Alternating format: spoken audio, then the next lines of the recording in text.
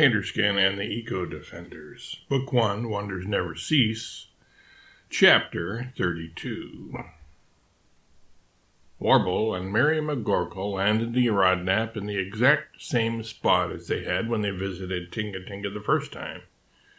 They returned to the same year as then also, 2525, but this time a few months later in the year. Warble's former right-hand man, Ward Bond Robespierre, had been in Tanzania for only those few months.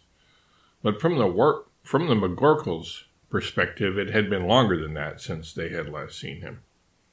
This was because, after returning to 2024 Economawalk, they had remained there the better part of a year before Warble was both willing and able to travel through time and space again. As they had parted on less than amicable terms, Ward was not overjoyed when he heard that Warble was back. He was surprised, though. Shocked, even.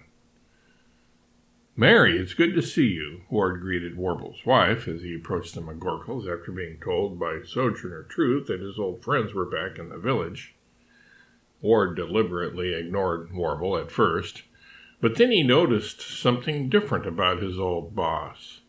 Warble was smiling, and he seemed relaxed. He had an entirely different aura about him. He was giving off a different vibe. His whole demeanor seemed to have changed. "Ward, it's good to see you too, my old friend," Warble said, and extended his hand. After a slight hesitation, Ward took it, but only due to the change he had perceived in Warble's attitude. "I don't blame you for not being happy to see me, Ward.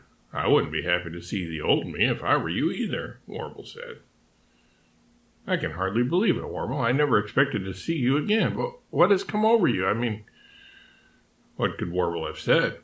"I'm a better man now, Ward," or "I saw the light," or some other hackneyed phrase or phony-sounding platitude?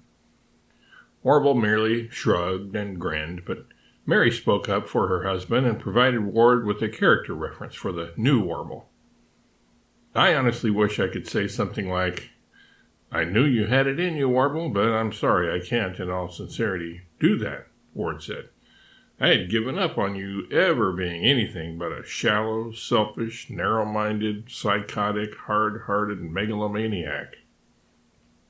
Although he didn't see the necessity of Ward putting it quite that way, Warble said, "I don't blame you, Ward. I was those things, and I'm still not perfect, but I am progressing in the right direction." Ward stared at Warble, stunned, and then gave him an "I can hardly believe it" smile. He grabbed Warble's hand firmly now and shook it anew, saying, "It is definitely good to meet the new Warble. How about you two come over to my place for lunch and we can talk over new times, what your plans are, how Mary's begonias are growing, what you've been up to, all that sort of thing." "And what you've been up to, too, Ward," Warble said, slapping him on the back as the three turned to walk down the road to Ward's house.